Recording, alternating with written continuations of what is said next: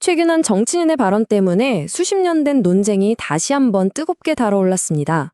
바로 한국과 일본을 해저터널로 잇는다는 구상인데요. 과연 현실이 될 수 있을까요?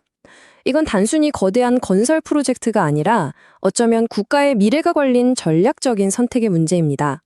그래서 오늘 이 거대한 계획을 둘러싼 핵심 쟁점들 하나하나 제대로 짚어보겠습니다.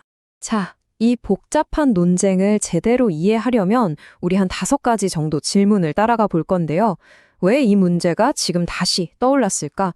철도에는 어떤 아픈 역사가 숨어 있나? 터널이 가져올 미래는 과연 어떤 모습일까?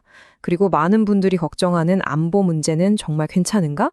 마지막으로 이 모든 것이 우리에게 어떤 선택을 요구하고 있는지 살펴보겠습니다. 네, 바로 이 지점부터 시작해보죠. 한 정치인의 제안 하나로 수십 년간 잊혀졌던 한일 해저터널이라는 거대한 아이디어가 다시 우리 사회의 뜨거운 감자로 떠오른 겁니다. 여러분, 한국이랑 일본을 터널로 잇는다. 상상만 해도 정말 엄청난 구상 아닌가요?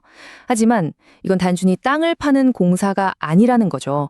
그 밑바닥에는 경제, 역사, 그리고 한 나라의 미래가 걸린 아주 거대한 질문이 숨어 있습니다. 자, 이 복잡하게 얽힌 실타래, 어디서부터 풀어봐야 할까요?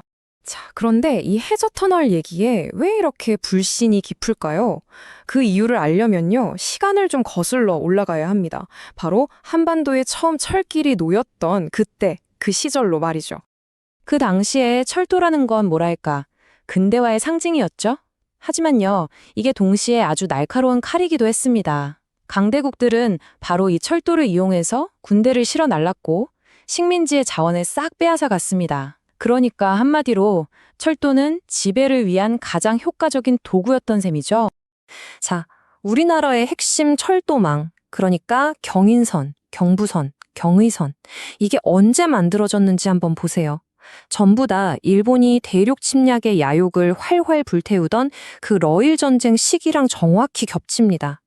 이게 과연 우연일까요? 자료는 아주 명확하게 이야기합니다.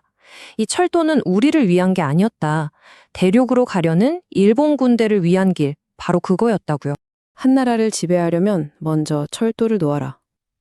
와, 이 한 문장이 사실 모든 걸 말해주죠. 이게 바로 우리 역사에 깊이 새겨진 불신의 뿌리인 겁니다. 철도는 그냥 길이 아니라 언제든 지배의 도구가 될 수 있다는 그 뼈아픈 교훈 말입니다. 자, 이렇게 과거의 아픈 역사를 짚어봤는데요. 이제 미래 이야기로 한번 넘어가 보죠. 어쩌면 이 논쟁의 가장 핵심적인 부분이라고 할 수 있습니다. 그러니까 어떤 철도를 먼저 놓느냐, 이 선택 하나에 대한민국의 미래가 글로벌 허브가 될 수도 아니면 그냥 지나가는 길로 전락할 수도 있다는 2가지 시나리오가 있다는 겁니다.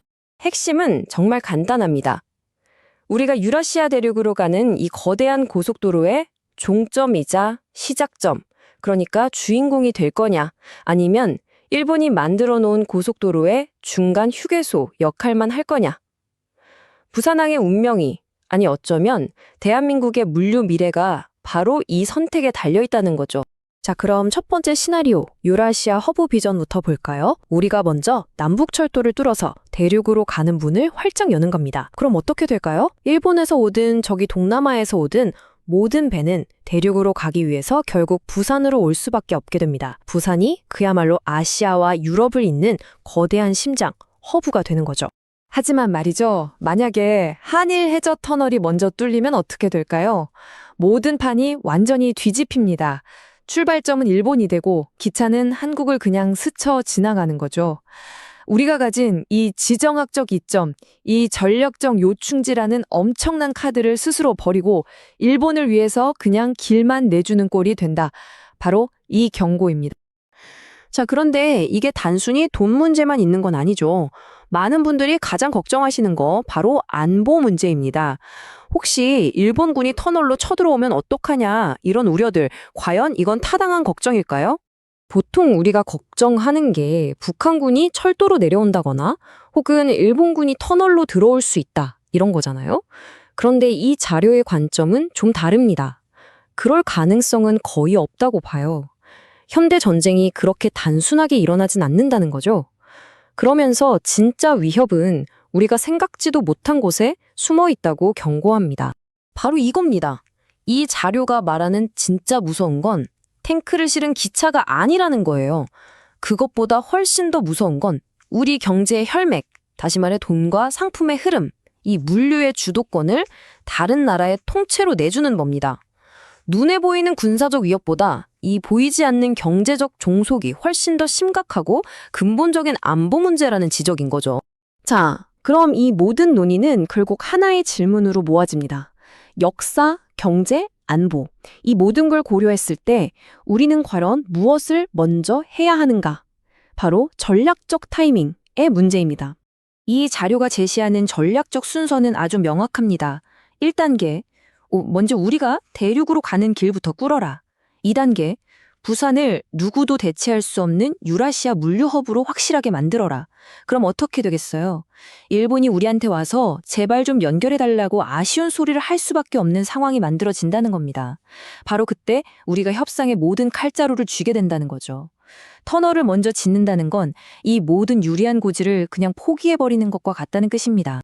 문제는 대륙이 연결될 것인가가 아니라 연결되었을 때 그 관문을 누가 소유할 것인가이다. 와, 이 문장이 이 모든 논쟁을 압축하는 것 같네요.